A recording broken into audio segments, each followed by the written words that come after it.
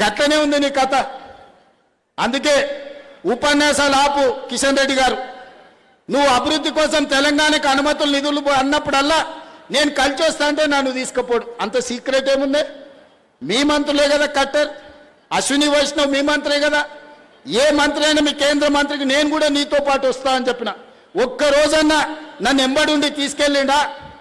ఈరోజు గోదావరి జలాలను అనుమతి తెచ్చుకోవడానికి తుమ్మిడిఎట్టి దగ్గర ప్రాజెక్టు ప్రాణహిత చేవెళ్ళ కట్టుకోవడానికి మహారాష్ట్ర ముఖ్యమంత్రి తప్పించుకొని తిరుగుతుండు. ఏందో అని కనుక్కుంటే కిషన్ రెడ్డి గారు నువ్వు అనుమతులు ఇవ్వద్దని చెప్పిండని వాళ్ళ ఆఫీస్ నుంచి సమాచారం.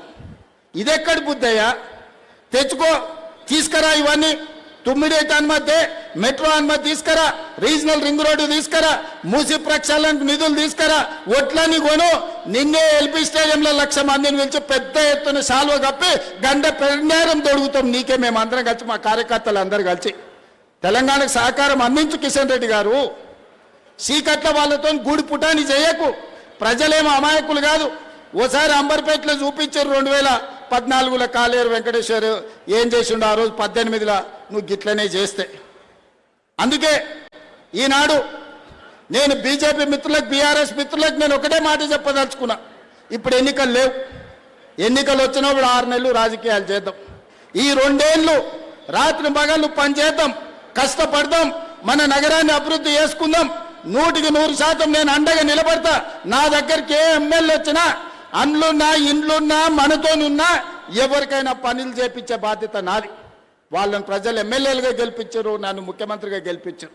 ఎవరైనా ప్రజా సమస్యల మీద వస్తే పని చేయడం నా బాధ్యత, ప్రాంతాన్ని అభివృద్ధి చేయడం నా బాధ్యత.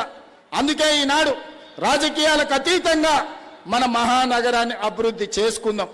ఈ మల్కాజ్గిరి మున్సిపల్ కార్పొరేషన్ పరిధిలో ఉన్న శాసనసభ్యులందరికీ, ప్రజాప్రతినిధులందరికీ నా విజ్ఞప్తి, మా రజితమ్మ మాజీ కార్పొరేటర్ కూడా నేను ఈరోజు చెప్పదలుచుకున్నా.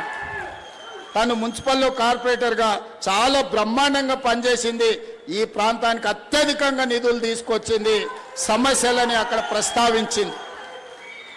అందుకే ఈరోజు మహిళల్ని ప్రోత్సహించే విషయంలో ఈ ప్రభుత్వం వెనక్కి పోదు. 100% మహిళల్ని ప్రోత్సహిస్తుంది. మంచి